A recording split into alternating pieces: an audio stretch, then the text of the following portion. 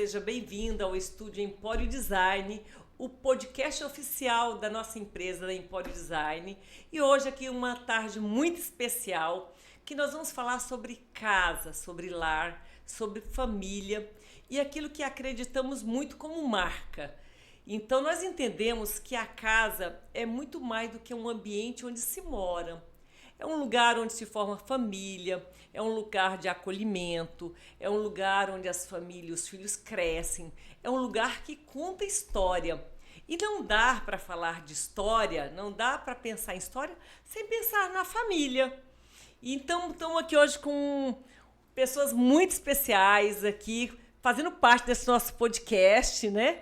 Então, nós estamos aqui com o pastor William Sandro, né, da igreja Paz Church. Eu nunca sei pronunciar esse nome de... Paz Church. Yes. Que é a Igreja da Paz, não é isso? E estamos aqui também com a psicanalista, pastora Dilce, né, Dilce, do Nascimento, e que escritora desse devocional maravilhoso, Rendida. Olha, quanto privilégio para falar sobre família com essas pessoas especiais, pessoas assim que falam de família, que defendem o amor das famílias e orientam as famílias sobre um caminho de verdade, de paz, de acolhimento, e é tudo que acreditamos aqui na Empório Design quando se falamos de lar, desse espaço de acolhimento. Eu gostaria que vocês se apresentassem, falassem um pouquinho sobre a história de vocês, a família, filhos, para que todos conheçam um pouquinho sobre a família de vocês também. Olá, é uma alegria para nós, Cristina, a gente está hoje juntamente com você nesse momento tão especial e falando dessa temática, né, que é a família. Nós também acreditamos, como você, que a família é esse lugar onde é criado, né, gerado um ser humano forte, alguém realmente que nasceu para viver todos os propósitos que foi escrito pelo próprio Deus. Você já me apresentou, mas me chamo Dilce do Nascimento, né? Sou maranhense, mas tocantinense há 25 anos. Então cheguei aqui bem jovem e tenho essa temporada já aqui, já me considero mesmo tocantinense. Sou mãe de 4 meninas, 4 mulheres, esposa do Assênio do Nascimento, né? Você falou um pouco aí do meu currículo, das funções que eu desempenho, mas eu resumo o meu currículo em uma única frase, né? Sou filha amada do Deus Altíssimo. E isso para mim é o mais importante. Amém. E para nós é uma honra, é um privilégio estar aqui, né? Embora esteja eu, contudo, eu entendo que aonde eu estou, a minha família também está presente, né? Meu esposo, as minhas filhas. E é uma honra para nós sentar nessa mesa hoje com você e debater essa temática tão importante. Eu sou Willy, minha esposa. O que me credibiliza, né, eu sempre gosto de falar isso, é a minha casa, né, a minha família, né? Então sou casado há 10 anos com a Luana, sou pai do Daniel de 3 anos e pai da Esther de 7 anos. Estou como pastor na Paz Church, né, já tem 3 anos, mas já estou no ministério aí uma jornada de mais de 15 anos e para mim é um privilégio estar aqui com você para nós falarmos sobre esse tema de família, né? Porque Sim. A família é a base da sociedade. Quem criou a família foi o nosso Deus, né? Foi Ele que estabeleceu. Então, falar disso é falar de algo que queima no coração do nosso Deus, né? Então, é algo que nós precisamos falar, conversar, ensinar, porque é um assunto de extrema importância. Amém. Bom, falar sobre família também, eu vou falar da minha família, né? Que eu sou casada há 33 anos, né? Mãe de 2 filhos, João Henrique, de 33 anos, Isabela, de 26 anos. E família é tudo na vida da gente, né? Eu não consigo pensar num lar onde a família não é o epicentro, onde o cuidado, o zelo com a família não seja o centro, né? E não tem como pensar em família sem pensar no amor de Deus, que cuida, que zela, que orienta. E quando a gente fala de casa, que aqui na Empório Design a gente trabalha de levar, né, de difundir o bem morar, e o bem morar não é só ter uma casa sofisticada, não é só ter uma casa bem arrumada, não é só ter um mobiliário de qualidade, de conforto. A essência de tudo isso é para dar o quê? Conforto para a família, né? Então ela precisa estar bem, ela precisa estar em harmonia. Porque lá é o local da casa, é o local onde se forma pessoas. Exatamente. Né? Então, assim, olha quanto orgulho ter vocês aqui para a gente falar de um assunto assim, muito especial. Um assunto que nós, como... que é forte no nosso coração aqui. Desde quando eu pensei sobre propósito de empresa, que é o nosso objetivo, comercializar móveis e decoração, que vai muito além. Então, quando eu falo de casa, quando eu falo do lar, quando eu falo do acolhimento do lar, quando eu falo de ambientes onde se formam pessoas, esse é muito profundo, né? Então, hoje vamos aqui para um bate-papo bem gostoso e eu acho que vocês só vão contribuir demais com esse tema. Aliás, eu vou ficar aqui nas perguntas, porque vocês são muito preparados aí para poder levar essa mensagem para todos os nossos telespectadores, todos os nossos clientes da Empório Design e amigos que nos curtem, que nos acompanham aí nas redes sociais. Como vocês veem que a estrutura familiar impacta no comportamento das pessoas na sociedade? Quando a gente fala de família, a gente precisa voltar para o Éden. Acho que o ponto de partida é o Jardim do Éden, né?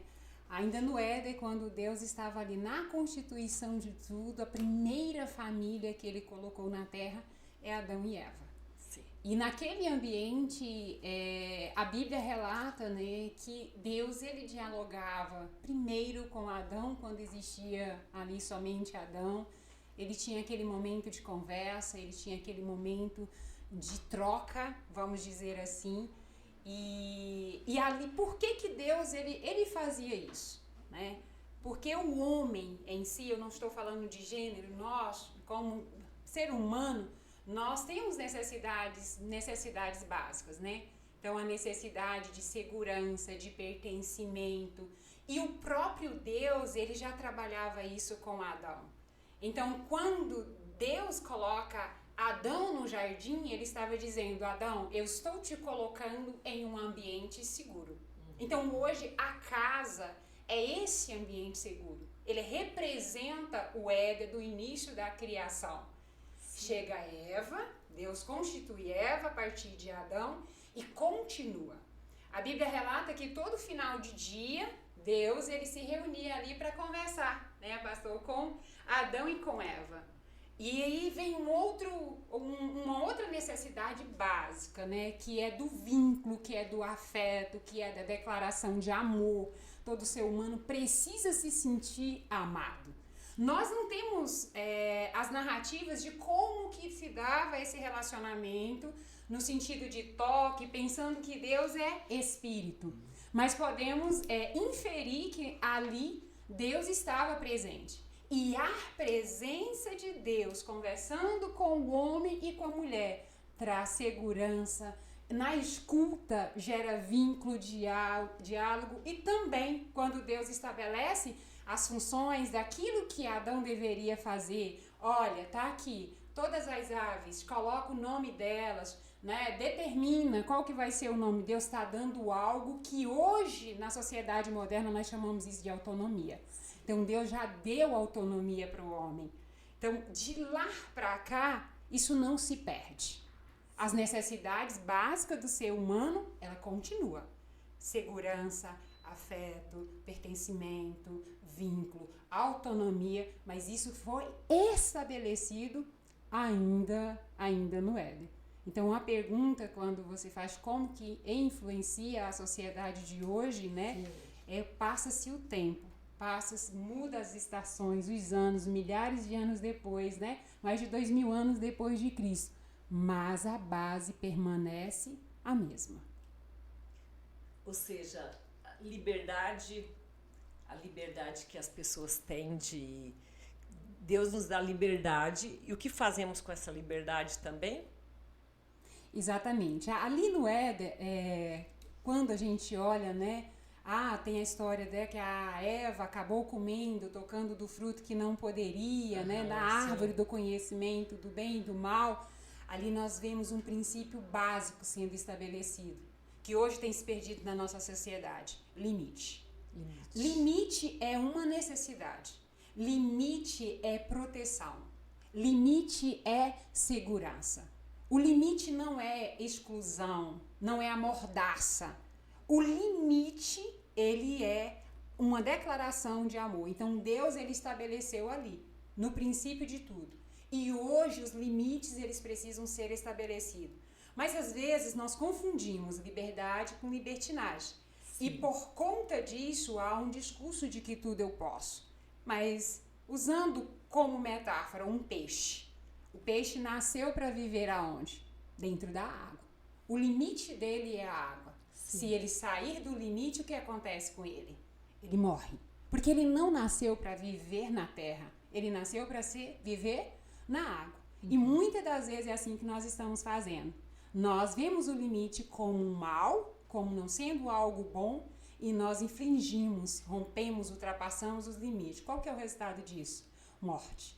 E dentro da família, o limite também ele precisa estar estabelecido. Um pai e uma mãe, ele precisa saber quando dizer sim e quando dizer não. Isso é verdade. Acho tão interessante que os sociólogos hoje em dia eles definem a nossa sociedade como pós-moderno, né? E o que o pós-modernismo ele fala em respeito à questão da família? Ele diz que os relacionamentos hoje eles são como se fossem relacionamentos líquidos, ou seja, né, não tem tanta durabilidade. Quando Deus estabelece no Éden, né, os limites, quando Deus estabelece no Éden os papéis, Deus estava estabelecendo ali uma família indestrutível. Né? Deus está estabelecendo o fundamento da família. Né? E é o coração de Deus, estabelecer uma família que seja indestrutível.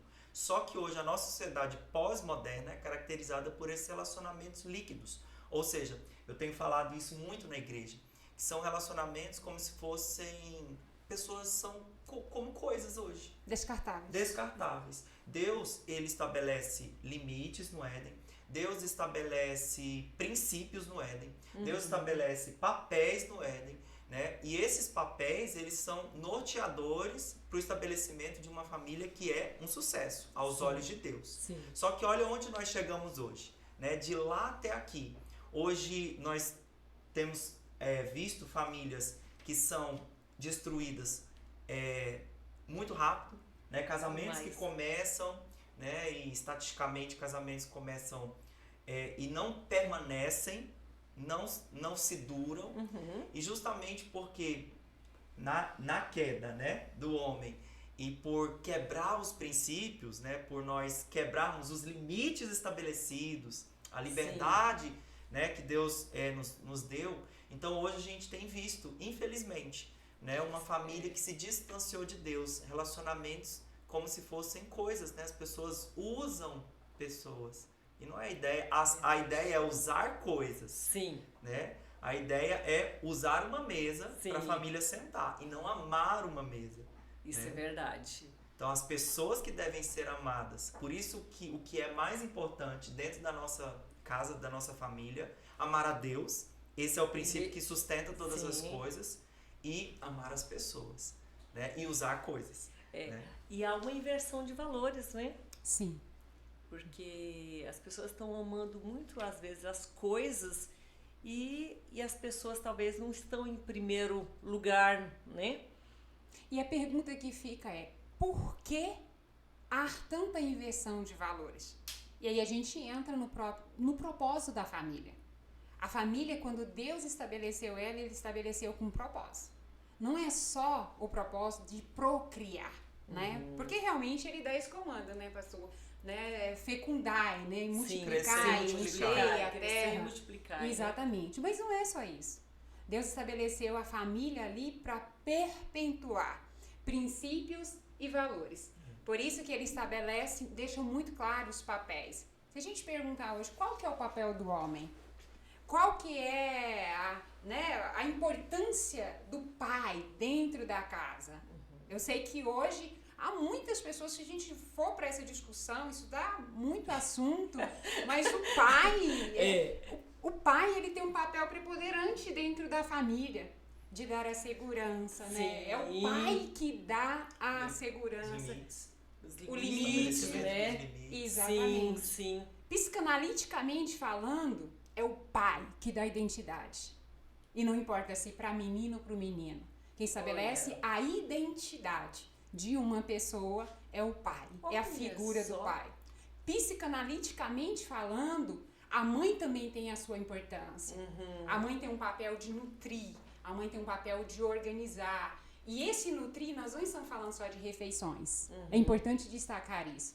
Mas a mãe é que nutre as emoções, a mãe é aquela que acolhe, a mãe é aquela que chega. Papel de ensino também, né? Sim. E talvez essa ausência da mulher na questão do trabalho, do lar, e algumas têm se perdido um pouco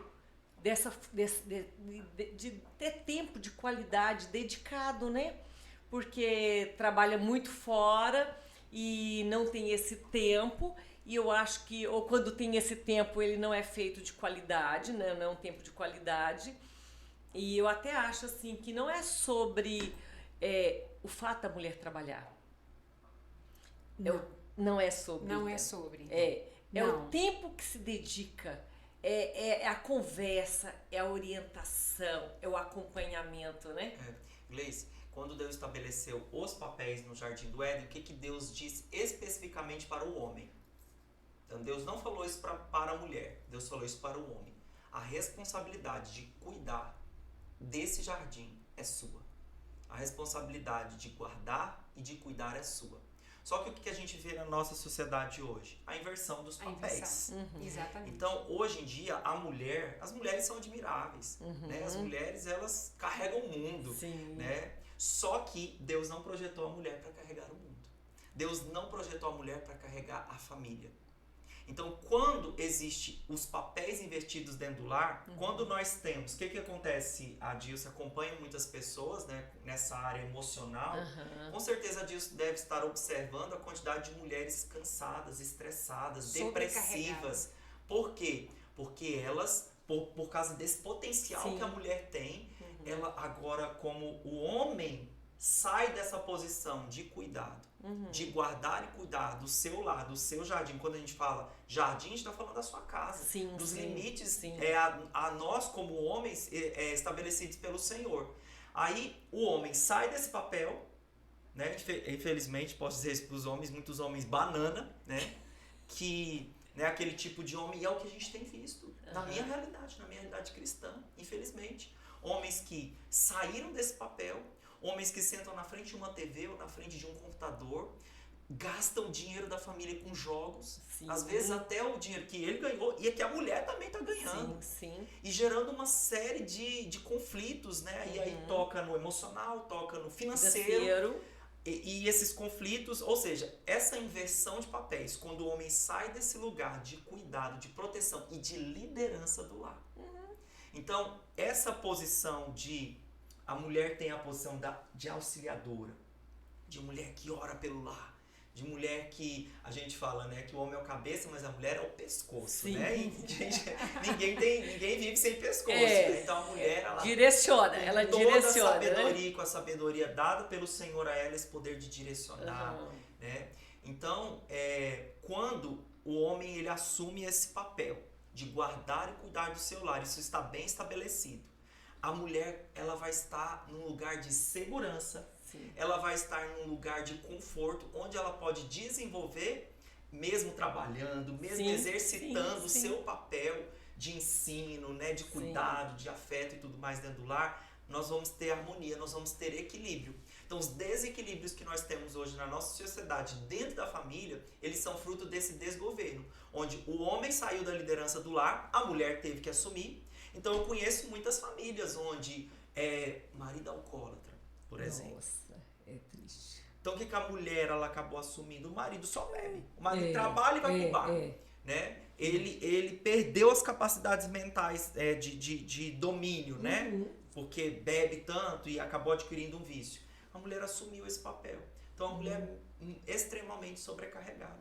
Então já acompanhei famílias onde, orando com a pessoa, falando, olha, vamos caminhar um pouquinho mais, vamos crer nas promessas, vamos orar pelo seu marido. Né? Hoje essa família especificamente que eu estou comentando é uma família onde o marido reassumiu a posição de liderança do lar. A posição de homem de Deus, a posição, né, de alguém que, por mais que essa esposa mesmo, ela é muito forte de liderança, né? E só que ela deixou o marido dela assumir. E quando isso acontece, uma série de restaurações e de mudanças começam a acontecer no lar. Né? Então, muitos princípios eles são restaurados, e quando princípios são restaurados, a vida no lar, né? A transformação, o original, né? Restaurado. Né? Então, o homem, quando assume seu papel de liderança, ele tem essa posição de guardar e cuidar do seu lar. E como nós precisamos. Né? Hoje, por exemplo, esse movimento Legendários, né? Eu já fiz o Legendários. Não sei se você já ouviu falar. Sim, já ouvi Queria falar. até fazer assim uma propaganda, né?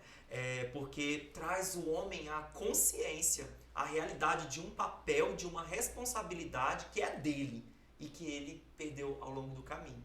Né? Então é muito importante, né, essa mentalidade.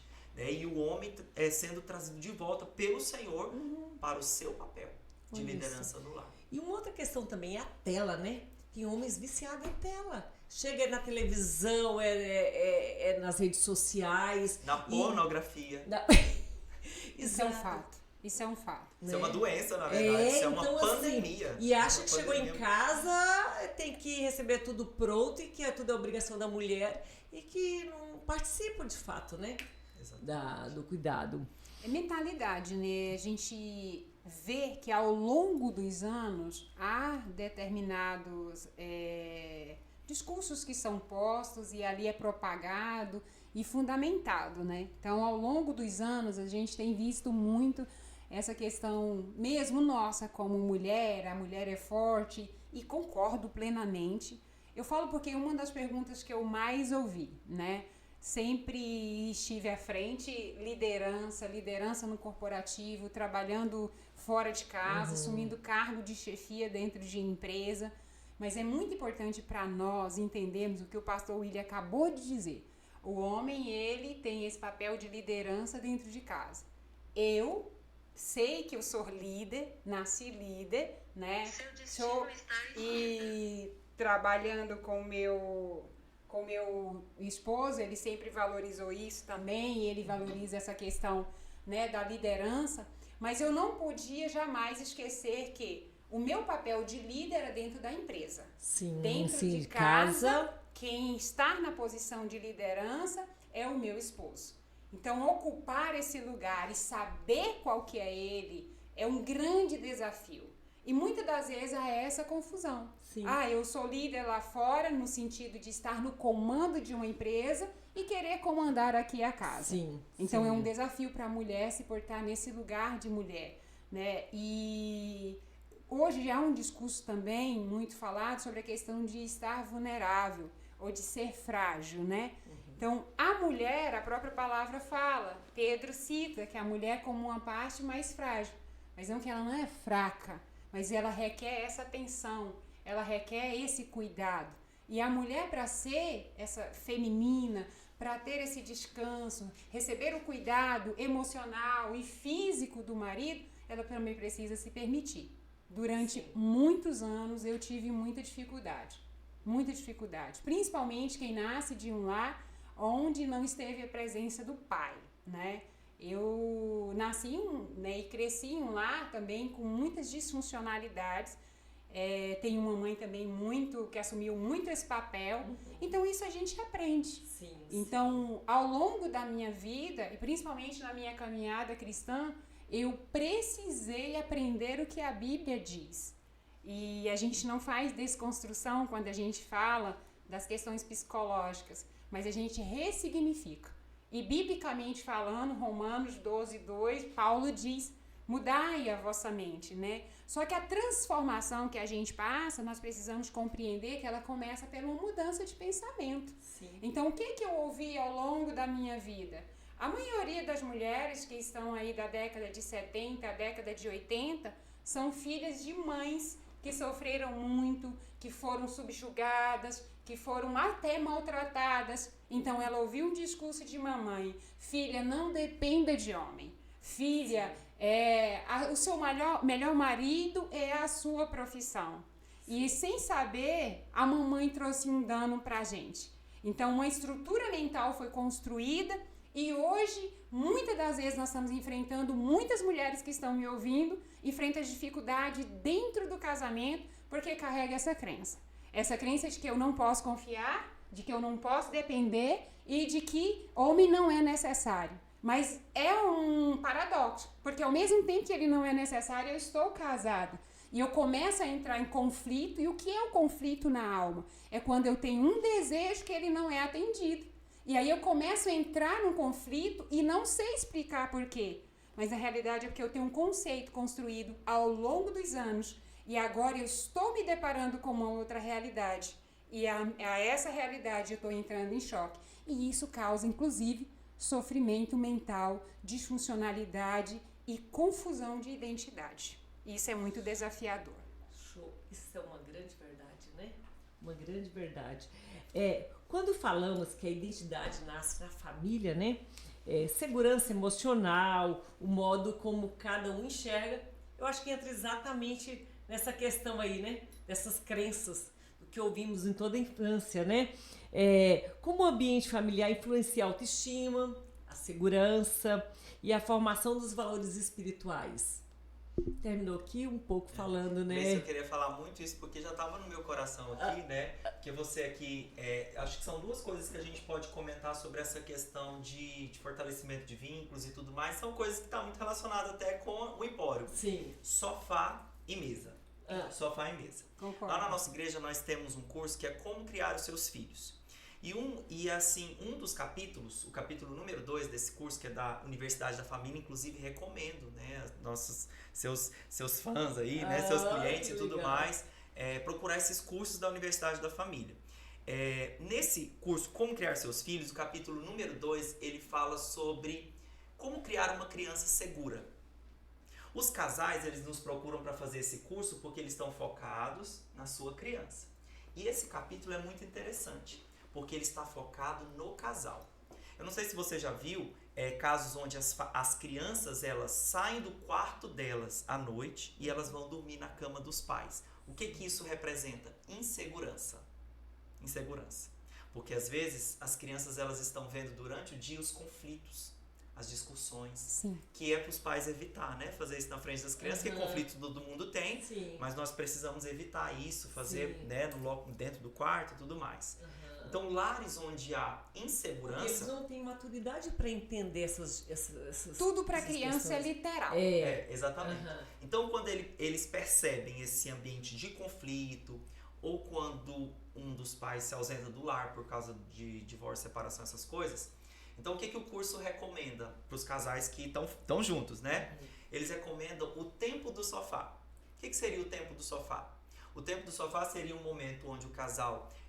eu sei que a dinâmica, muitas vezes, hoje em dia é diferente, mas seria um momento onde o casal chega em casa, o casal, ele senta no sofá, tira a presença do celular, Sim. e eles vão conversar na frente das crianças. Olha só. E isso, tão simples, sentar em um sofá. Para que olha as crianças vejam, eles Sim. até nos recomendam. Se as crianças virem para cima, porque é o costume de vem, chama atenção, vem brincar comigo. Mas eles falam assim, ó, papai e a mamãe está conversando nesse momento, né? É uma coisa tão simples, mas será que isso tem efeito? Tem muitos. Porque o fato deles estarem vendo os pais conversando, perguntando como foi a jornada do dia, teve algum problema, uma coisa assim, isso constrói segurança no coração dos filhos. Então, falamos do sofá. Sim. Né? E eu queria que a Dilce falasse da mesa, né? Porque também são dois espaços de dentro de casa que falam sobre essa segurança emocional que é construída no seio da família. Não, olha só, antes da Dilce falar sobre a importância, que eu falo assim, do mobiliário até dentro da casa e a função que ele tem, que vai muito além do que sentar. Muito além do que sentar ao redor de uma mesa. É o que ela representa.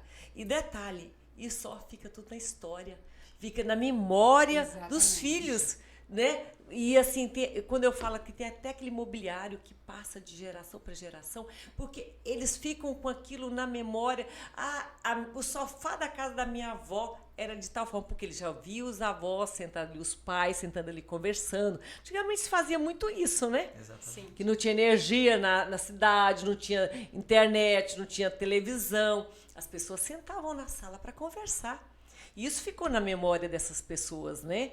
Então, a importância que tem do acolhimento de um mobiliário assim, que proporciona esses momentos, são assim. Tudo que existe com um propósito, né? O pastor Willi falou da questão do sofá, Sim. né? É esse lugar aconchegante, esse lugar onde a gente pode conversar, onde a gente pode brincar. E até complementando o que ele falou, né? Quando eu lido com jovens, né? Eu estive mais de 6 anos à frente de uma direção de universidade, e sempre ouvi muitos pais, né? E muitos filhos ali. E algo que eu sempre perguntei para um pai e para uma mãe: você ama, né, seu filho? E ele: sim, professora, amo. Como você trata a sua esposa? Diz o quanto você ama o seu filho. Não é o quanto você ama a sua esposa. Quanto você ama o seu esposo. Então, é a forma que eu estou declarando o amor para o meu filho. E sem saber, muitas das vezes, eles começam a falar um do outro, depreciar um ao outro, e isso gera ferida onde? Nos filhos. E algo que tem se perdido muito hoje, que é o segundo móvel, né? Que tem aqui e que vale muito a pena, que é a mesa. É um assunto que eles se comunicam, que eles são interligados, né? Olha só o quanto é bacana essa... Falte tudo dentro de uma casa, mas não falte mesa. Qualquer outro móvel, objeto dentro de uma casa pode faltar, mas a mesa não. Olha que benção. A mesa, a primeira menção de mesa que nós temos é o momento que Deus dá o comando para Moisés elaborar, né, construir uma mesa que era a mesa onde seria colocado os pães da presença. Preste atenção, no início de tudo, ainda no Êxodo, onde seria colocado o pão da presença. Aqueles pães, aqueles 12 pães eram colocados diariamente, pães novos. E todo final de dia, ali era retirado. E todo dia eles eram repostos. Isso é uma lição para nós. Todo dia temos que pôr a mesa. A mesa não é um lugar só de nutrir o físico, mas a mesa é um lugar de nutrir a alma. Pastor Willi é hoje, para mim, a maior referência no que tange a mesa.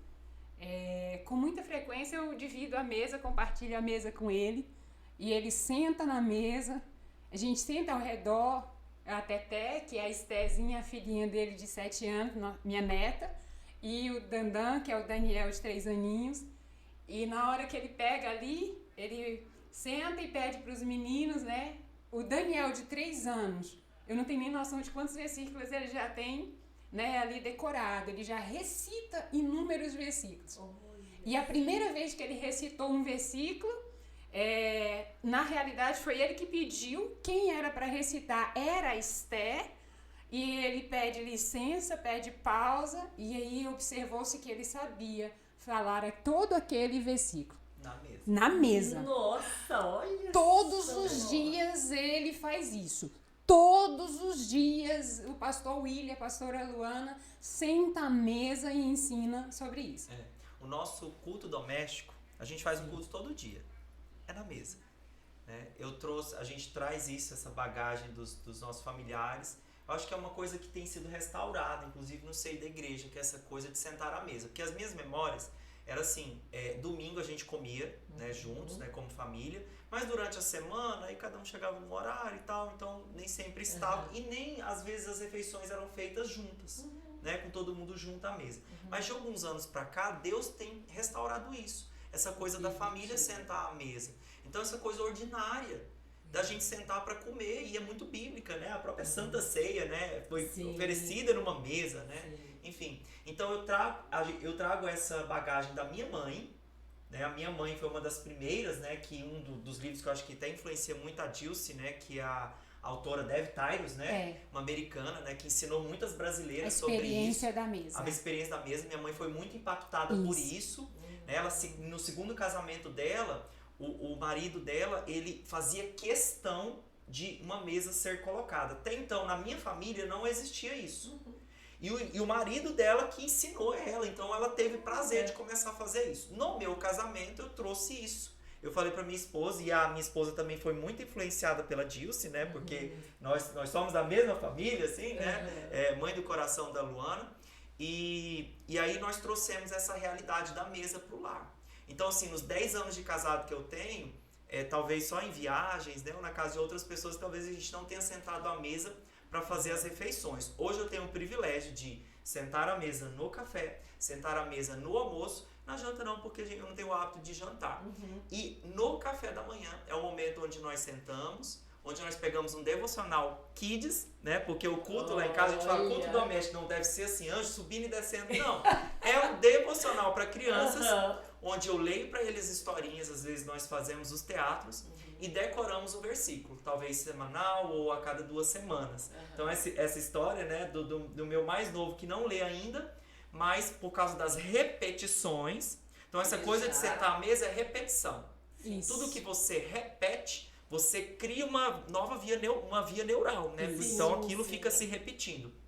E aí nós temos assim como uma bandeira lá em casa, sentar à mesa é uma satisfação, né? Então nós cultuamos o Senhor, comemos juntos, e aí naquele momento onde, por exemplo, nós brincamos juntos. Por exemplo, nessa estação que é antes do Natal, nós estamos fazendo o advento do Natal. Então minha esposa preparou toda uma dinâmica nos 25 dias antes do Natal. Nós lemos pequenos devocionais e depois desses devocionais falamos o versículo de Isaías 9:6, né, que fala que Jesus é um filho se nos deu, nasceu, né? Ele será chamado maravilhoso, conselheiro. Então, esse é o versículo que nós estamos decorando nesses dias. E tem uma dinâmica. Então, meu menino mesmo, uma das dinâmicas desses dias foi fazer uma mímica. Aí ele gostou tanto que todo dia ele quer fazer uma mímica. Então, assim, o que isso está construindo? Memórias. Né? E uma memória à mesa. Né? Então, vínculos que parece tão simples. Sentar numa mesa, então fazer uma boa mesa, então faço questão que minha esposa sempre coloque um suplá, sempre utilize as nossas melhores, né? A Dev Tyrus, ela sempre ensinou isso, porque a gente brasileiro, eu acho que a gente tinha essa coisa de colocar o melhor só quando a convidado visita, né? uma pessoa importante. As porcelanas era toda lá no loceiro. Isso, né? Ficava lá, aquela coisa bonita, mas a Dev Tyrus falou, coloque as suas melhores coisas para a sua família. As pessoas mais importantes do lar. Sim. Que é realmente quem está ali, que é a nossa família. E aí eu quero falar para quem está em casa, né, que está nos escutando, aí você está falando, mas o pastor está dizendo, essa é a realidade dele, ele pode sentar todos os dias, tomar o café. Não assuste, tá? Tudo que ele está falando aqui, o culto que ele faz não é uma hora, não é uma pregação, isso leva alguns minutos, até porque nós estamos falando de uma criança de 3 anos de idade, só que é a repetição. E aí você fala, mas eu já levanto cedo, tem que deixar a menina na escola, a rotina é totalmente diferente, como fazer isso, né? Estudos comprovam, existem vários estudos realizados na área da psicologia sobre a importância da mesa, tá? Então, é comprovado cientificamente que o fato de reunir 2 a 3 vezes por semana já tem efeitos extraordinários.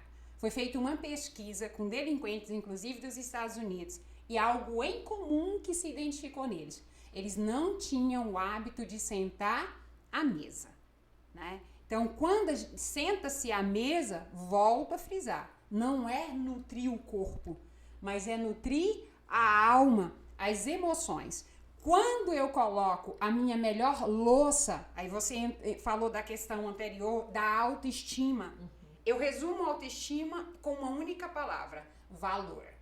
Quando eu sei qual que é o meu valor, eu tenho autoestima, porque eu sei que eu sou importante.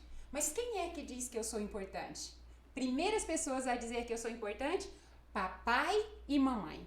Quando o papai e a mamãe, ele coloca uma mesa de honra para mim que sou filha, ele está dizendo, você tem valor, filho, você é importante. A melhor porção é para você. Então, nós já estamos trabalhando uma necessidade, né? Quando eu olho no olho, quando eu converso, né, como mãe, com os meus filhos e meu esposo, né, com as nossas filhas, eles estão dizendo, vocês são amadas e vocês pertencem. Algo que tem afligido muito a sociedade brasileira hoje é exatamente a sensação de não pertencimento. Nós temos visto alto índice de drogas, né? Quando a gente fala da pornografia, mas o que está por trás da pornografia? Qual que é a comunicação? Se você for pesquisar e fazer o levantamento da característica, seja de homem ou de mulheres, mas a gente sabe que é o número mais elevado de homens, eles estão em busca de algo. Eles estão em busca de preencher algo. Existe um vazio dentro deles. Né? E aonde foi deixado esse vazio? Na infância. Só que quem é adulto precisa buscar preencher esse vazio em quem? Em Deus. Nosso Deus é um Deus que não deixa lacuna. Ele não deixa gap. Aonde Deus está, não há gaps. Então, hoje, de tudo que se nós pudéssemos resumir o que nós estamos discutindo, famílias, voltem para a mesa. Falte qualquer móvel dentro de casa, mas não falte a mesa. Mas que nesse momento seja sagrado. Tire o celular, que a mãe tenha esse prazer de estar sentado, olhando no olho, o pai também, né? E ter esse momento junto. E eu quero abrir até um parêntese, sabe, Gleice? Eu costumo dizer que hoje nós estamos diante de um grande orfanato. Esse assunto ele tem agido muito no meu coração, que é algo que Deus tem tratado comigo, que é a paternidade. Nós estamos tanto falando aqui de Deus, né? Mas há algo que nós precisamos trazer para o nosso coração. Deus não é só o divino, não é só o todo-poderoso. Acho que o mais importante é a gente olhar para Deus como o nosso Pai. A gente não sabe disso, e eu tenho certeza que inúmeras mulheres que estão nos ouvindo e homens não sabem disso, mas quem inscreve o pai na psique humana é a mãe. E lembra do que eu falei? Mulheres que cresceram ouvindo que homem não era necessário. Ela tem um olhar de não admiração para seu esposo. Todas as vezes que eu mantenho os olhos para o meu esposo, que não é de admiração, que não é de respeito, que não é de honra, eu estou inscrevendo, na realidade, uma memória que não é boa no coração, na psique dos meus filhos. Que homem não tem valor e ele não tem importância. Mas todas as vezes que eu olho para o meu esposo com um olhar de amor, de respeito, eu valido ele, eu permito que ele seja o homem da casa, é o maior bem que eu estou fazendo para os meus filhos. Então, quando, mulher, você sentar à mesa, contemple os olhos do seu amado. E, homem, nutre a sua esposa emocionalmente também. Porque, com certeza, nós vamos deixar de ter um orfanato, que é o mundo que nós estamos vivendo hoje, para fazer dele uma grande família. E o mais importante disso tudo, o impacto, é que um filho que se relaciona bem com o pai da terra, ele vai se relacionar bem com o pai dos céus. Amém. Eu carrego assim muita sabedoria assim, nessa área de família. Um dos autores que eu mais gosto de ouvir, não sei se você já ouviu falar dele, é o pastor Josué Gonçalves. Inclusive um livro que eu li esse ano chamado Família Indestrutível. Então ele fala assim, gente, como fazer para a sua família ser uma família assim indestrutível? Aí o que ele cita? Sentar à mesa. O que ele cita? Tirar o tempo do casal. O que ele cita? Férias juntos. E coisas simples. Coisas, exatamente. Nossa, são coisas simples. Essas são as minhas palavras. Mas é engraçado, simples, né? Que eu vejo assim, meu pai hoje é falecido, mas foi um homem muito sábio. E ele cuidava muito da família. E uma das coisas que ele faz, nós somos 9 irmãos. E a refeição era todos juntos ao redor da mesa. Ele exigia que todos os filhos estivessem ali naquele momento. Era o momento da família. Isso ficou marcado para mim. Essa questão da importância de sentar à mesa, a família reunida, para aquele momento. Eu acho que assim, o momento da oração, ela precisa, claro, ser reforçada e tal.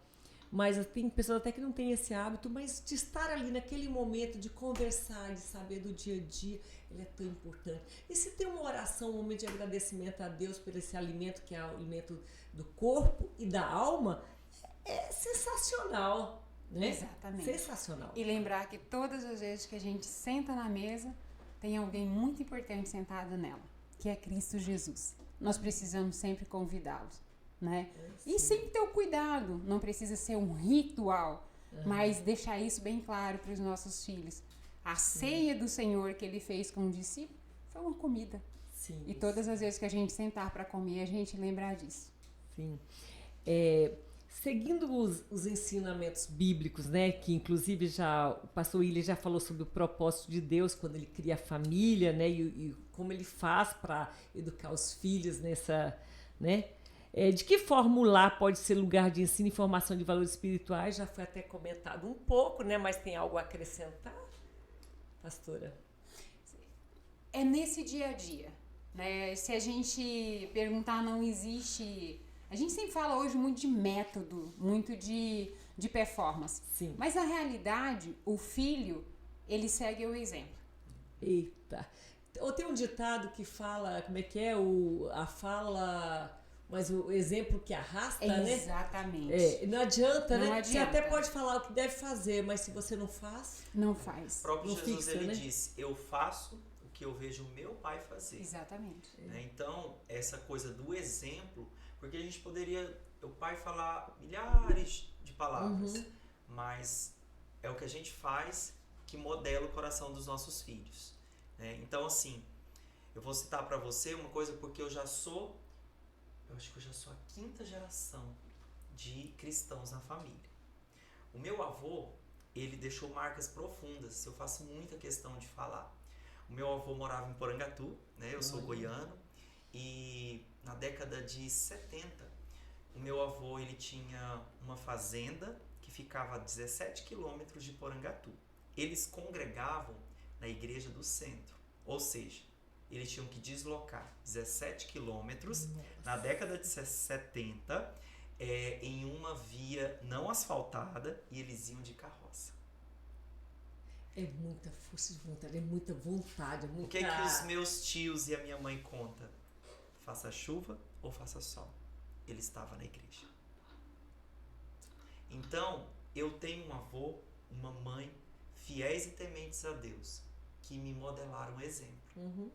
Hoje em dia, por exemplo, as pessoas, tá com cara que vai chover, amanhã eu nem vou congregar, nem vou ouvir uma palavra. Né? Então o que está ficando para os nossos filhos? Que o celular é mais importante, né? Que os eventos, as outras festas, a gente está invertendo os valores. Então como criar uma família que se destrói? É assim, a gente continua priorizando tempo para o celular, priorizando tempo para estudar. Então, e aí a gente deixa essas coisas simples. Os meus filhos, eles cobram quando a gente não senta na mesa. Os meus filhos cobram quando eu não brinco com eles. São coisas simples, mas quando a gente negligencia, a gente deixa esses valores para trás. Então, como implantar um ensino no coração deles? Repetições, né? E ser muito intencional nessa jornada. Né? Então, eu creio que quando meu avô estava fazendo aquilo, domingo após domingo, indo para a igreja, ele estava sendo intencional. Eles estavam mostrando para os filhos dele, esse é o caminho. Né? Então, o ensino é esse pelo exemplo.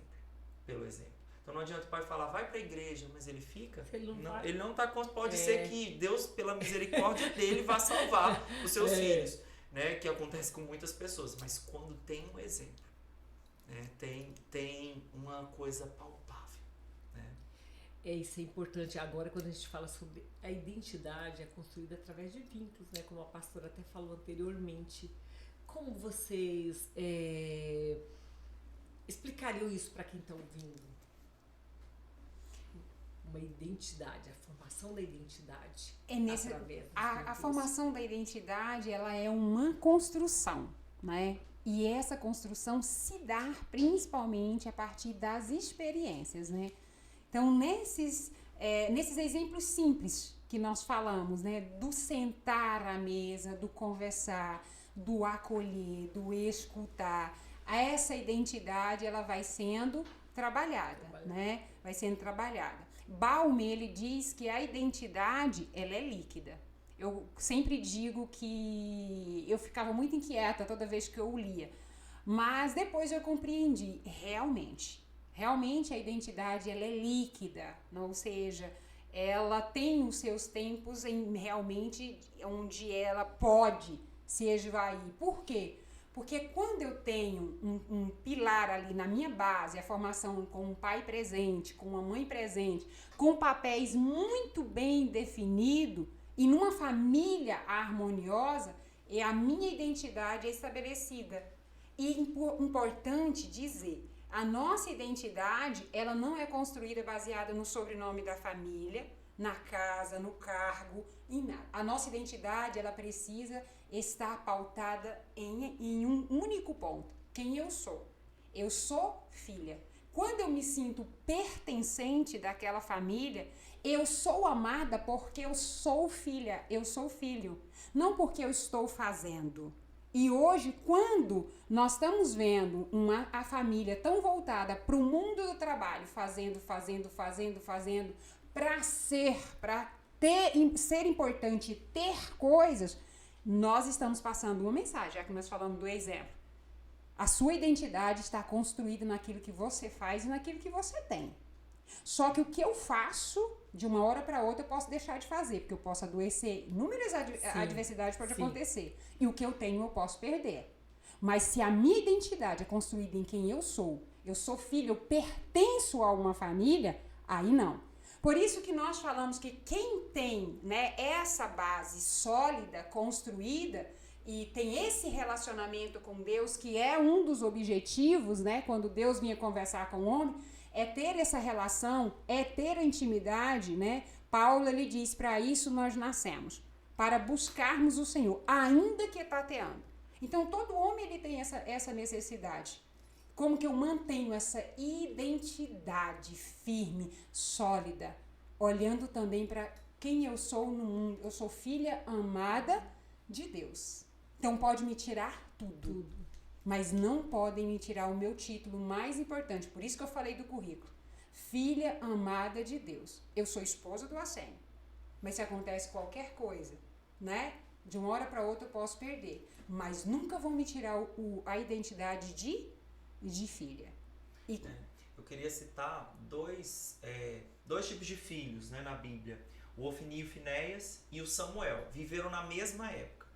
Né? Então a Bíblia fala que o Ofni e o Finéias, a Bíblia diz que eles eram maus, eles eram perversos, e olha que eles eram filhos de um pastor.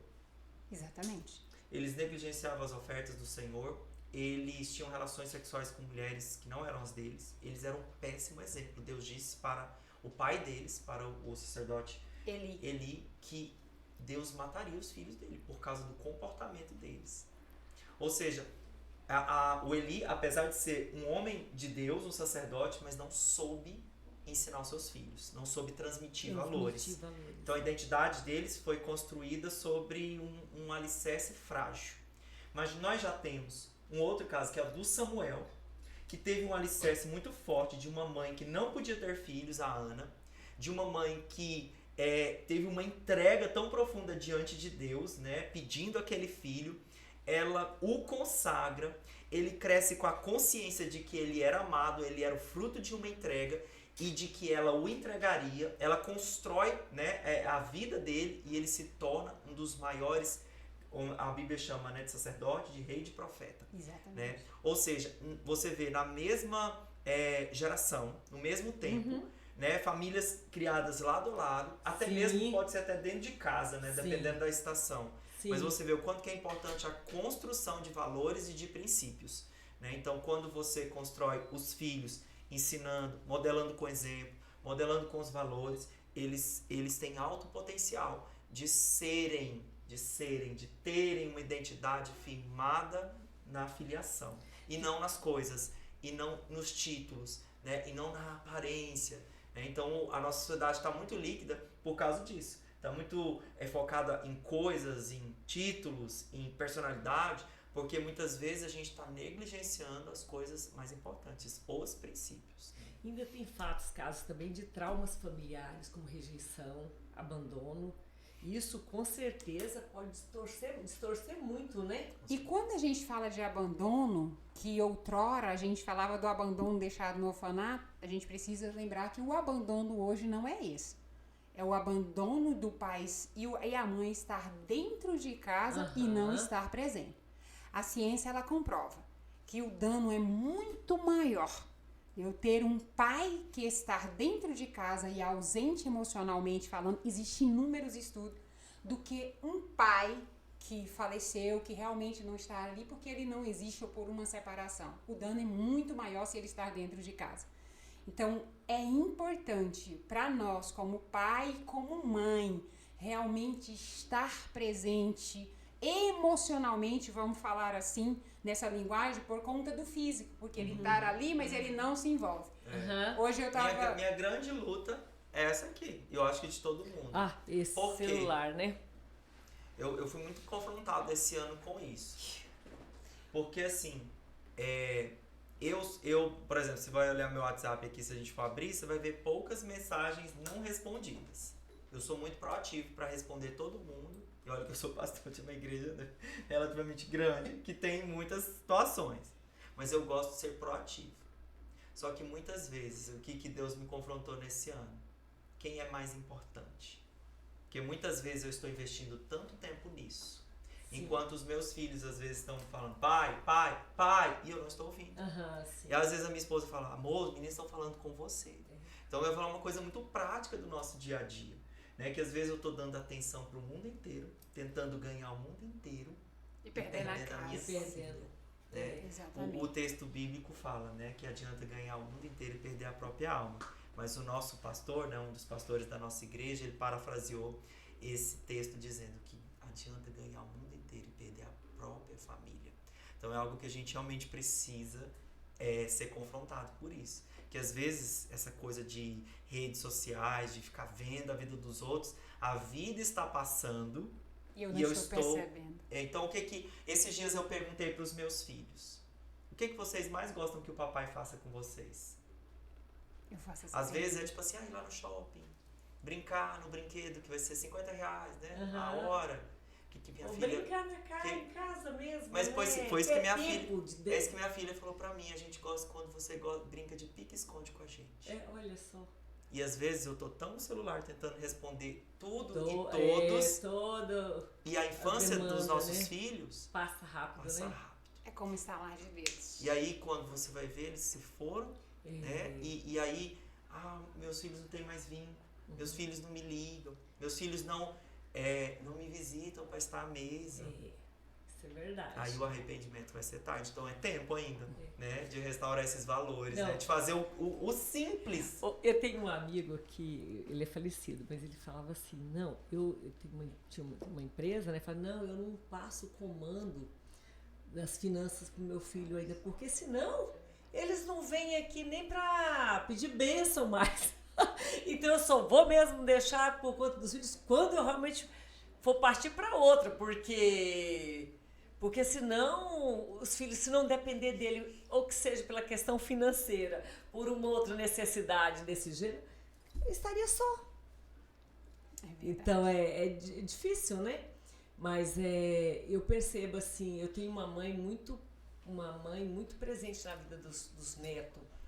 E quanto eles gostam de estar com ela, mas é porque ela se fez, ela é presente, ela ouve, ela tem uma escutativa. Cada um é responsável pelo que cultiva. Então ela cultivou, eu acho tão bonito isso, essa relação de vó com os netos, sabe? E com toda geração, ela tem já netos já adultos, netos jovens, neto criança, e todos são loucos por ela. Então eu acho muito bonito, é um exemplo. Porque quantas vozes aí ficam adulando, né? Tentando conquistar. Mas por quê? Por que será que os netos não querem conviver com a avó? Quando eu estava finalizando o devocional Rendida, né? Até abrir um parênteses, já que a gente está falando de família. Sim. Eu estava finalizando a organização dele, eu estava lendo o livro de Neemias. Quando eu cheguei no capítulo 9, que Neemias, ele retorna para Jerusalém totalmente destruída, né? E ele queria reconstruir, ele faz uma assembleia solene. E naquela assembleia, ele faz uma linha do tempo. E aí ele convida todo mundo para refletir sobre aquela linha do tempo, desde quando tudo começou. Mas algo me chamou a atenção quando eu li. Ele disse, olha, que Abraão ele foi fiel, e ele então manteve-se fiel, e por causa disso houve uma promessa de que a terra de Canaã seria dada a ele e aos seus descendentes. Mas para tanto era necessário destruir 7 nações que estavam ali. Os heveus, os jebuseus, os gigazeus, os cananeus, os amorreus, os heteus. E quando eu li aquilo, eu falei, o que o Senhor está querendo me dizer? E eu não tinha noção. E eu fui pesquisar a característica de cada um daqueles povos. Isso é história, né? Uhum. Então eram comerciantes, eram mercadores. Cada povo tem uma característica. E Deus, ele trouxe algo ao meu coração. Disse, isso tem a ver com o que acontece dentro das famílias. E tem um povo em especial que me chama muita atenção, que são inclusive os amorreus. Os cananeus e os amorreus. Os cananeus porque davam valor ao comércio, e isso fala de famílias materialistas que valorizam muito mais o dinheiro do que a relação, do que o olho no olho, do que essa construção de vínculo. E os amorreus, onde tem a altivez, onde tem o grito, onde tem a arrogância, o orgulho sobressai. E Provérbio 17:1, vamos voltar para a mesa, ele diz, é melhor habitar numa casa que falte pão, ou que tenha pão seco, do que numa casa com uma mesa linda, maravilhosa, né? Mas que não tenha paz, que não tenha tranquilidade. Por quê? Porque o grito, porque a desordem, porque isso faz um dano horrendo para a psique humana, né? E aí naquele dia, Deus, ele me trouxe o direcionamento, ele disse, essa é a primeira mensagem do devocional. Então a primeira mensagem, dia 1º de janeiro, é restaurando a terra da promessa, a família. Mas para isso precisa destruir as 7 nações. Elas não podem existir dentro dos nossos lares. E aí eu convido quem está em casa, né, a fazer essa leitura e descobrir o significado de cada uma dessas nações, porque eu só dei um spoiler, não dá para mim fazer a explanação, que eu vou gastar 1h30 aqui. Mas é bem interessante mesmo que fala do amor, né? Sim. É o amor. Amor é a base de tudo, né? Esse amor genuíno, esse amor de Deus, né? Esse amor pelas pessoas, né? Como as famílias podem começar a reconstruir a sua vida em diversas áreas? Por exemplo, ao mesmo tempo, como manter os papéis complementares de pai e mãe sem sobrecarregar ou sem confundir as funções? Você falou um pouco sobre o papel da mulher, o papel do homem no lar, e como fazer isso e como harmonizar isso dentro do lar. Qual seria assim, uma dica que você daria, qual uma sugestão que você daria para essa união? Eu resumiria em 2 palavras. A primeira é consciência.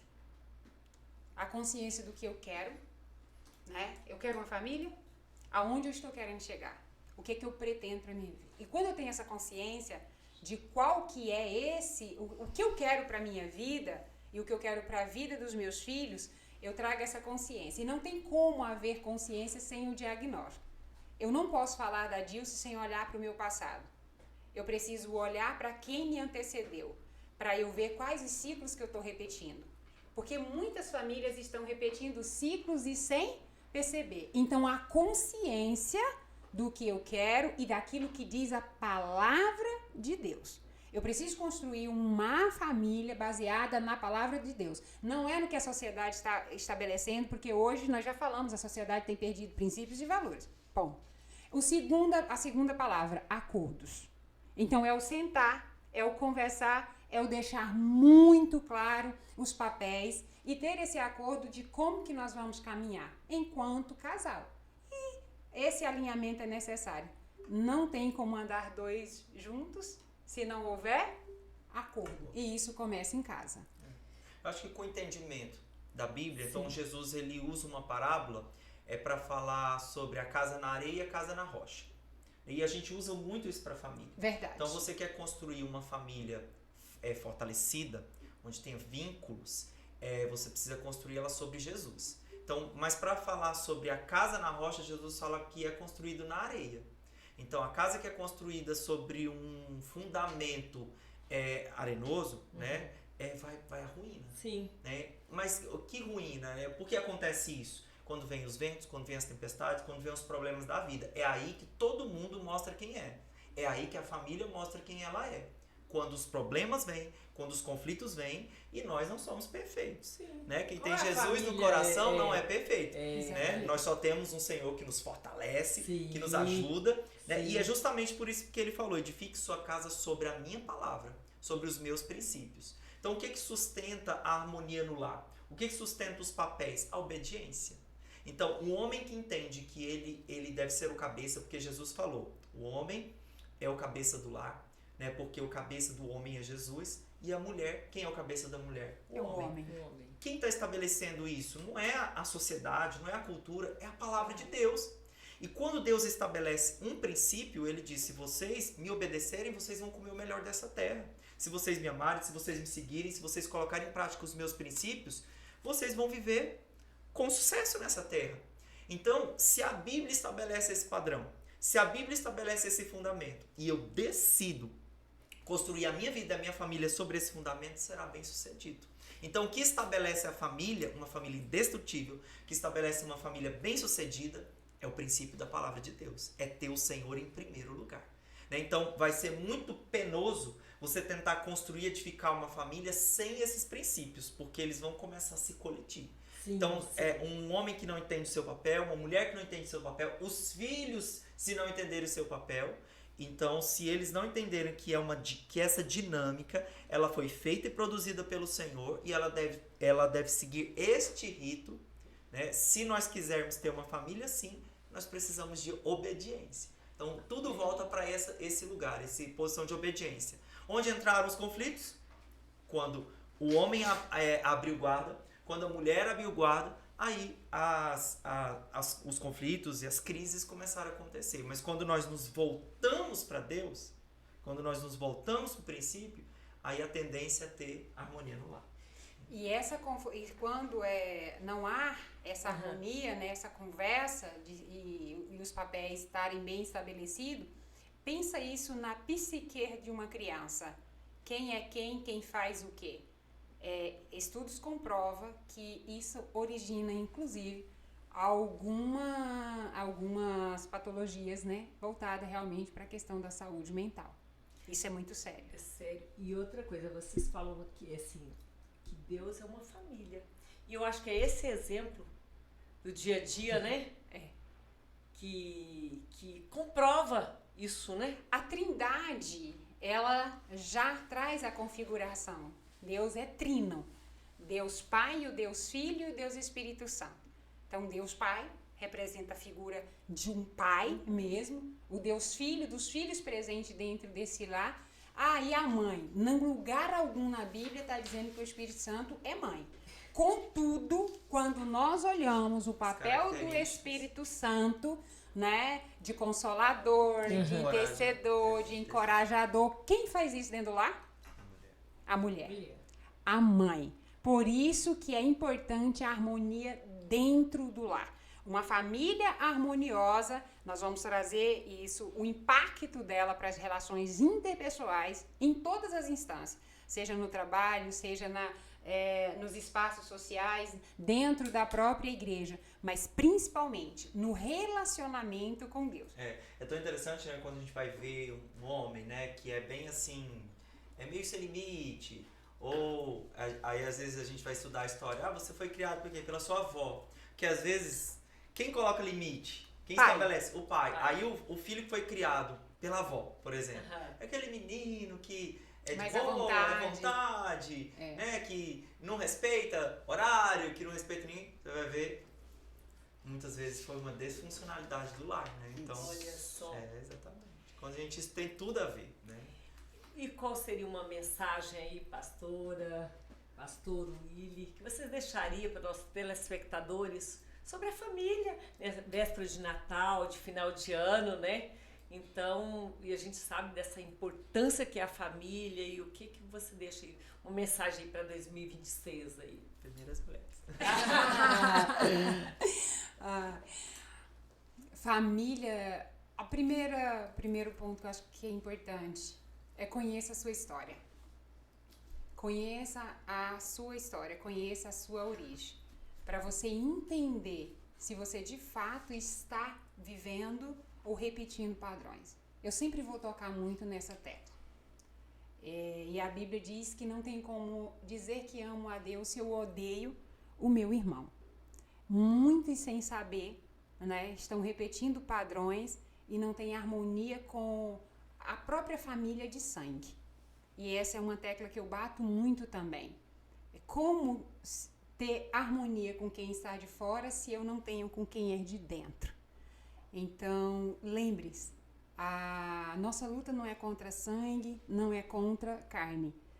Toda vez que tem desarmonia, que tem confusão, isso não vem de Deus. Então, que nesse tempo onde há tantas reflexões sobre amor, é tempo de perdão, de liberar perdão, se de algum modo seu coração foi ferido, principalmente pelo seu irmão de sangue, da casa, faça esse conserto, né? E perdão significa perder mesmo.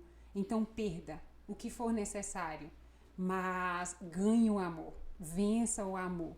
E assim a gente vai estar fazendo bem, não só para nós hoje, mas para as futuras gerações, que as nossas mães, elas tenham prazer de sentar-se à mesa com todos os filhos presentes, que a nossa avó possa estar nessa mesa, que os nossos primos, que os nossos parentes possam ter lugar nessa mesa. Lembre sempre disso. Sempre valorize primeiro os de casa. Aí sim você vai poder agregar outras pessoas que estão de fora.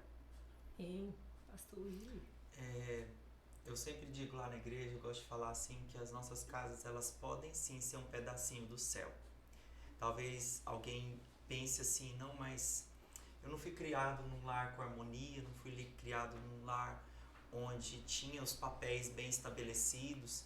Será que a minha família pode ser, minha casa pode ser um pedacinho do céu? Eu digo para você que pode, né? Tudo começa na vida cristã com crer com o coração e com confessar dos lábios. Então, quando Jesus ele está na frente, quando Jesus ele está em primeiro lugar da nossa vida, ele que tem o poder de trazer o céu na terra. Nós não podemos fazer isso. Quem faz isso é o Senhor. Nós não podemos nos salvar nós mesmos. Inclusive, essa mensagem dessa época do Natal, né, que a gente tem esse privilégio, né, de comemorar, né, de anunciar Jesus, é essa. Nós não podemos salvar nós mesmos. Nós precisamos de um Salvador. Então, a minha casa pode ser um pedacinho na terra, do céu na terra? Pode sim. Desde que Jesus governe lá. Desde que Jesus esteja à frente. Desde que o reino de Deus venha em primeiro lugar. Então a mensagem de que Jesus, que o próprio Deus se encarnou, veio como homem, viveu entre nós, sofreu as nossas dores, viveu os nossos dilemas. Então nós não podemos nos salvar, nós precisamos desse Salvador. Ele nos conhece, ele conhece a nossa realidade e ele diz que é possível sim se achegar a Deus somente através de Jesus. Então ele é essa ponte. Então eu quero declarar para você, você pode ter o céu na sua casa, desde que Jesus esteja à frente, desde que Jesus governe a sua casa. Porque a Bíblia diz que ele te amou primeiro. Então ele tem um plano, ele tem um propósito na sua casa, na sua família. Então creia nisso, creia nessa realidade, volte seu coração para o Senhor e eu creio que você pode viver os melhores dias da sua vida aqui na terra e a sua casa ser como um pedacinho do céu. Amém! Nossa! Encerrando esse bate-papo maravilhoso sobre família, que profundo, né?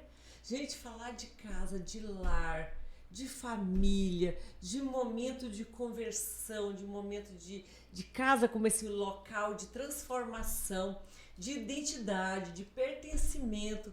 Nossa, quanto foi gostoso esse nosso bate-papo.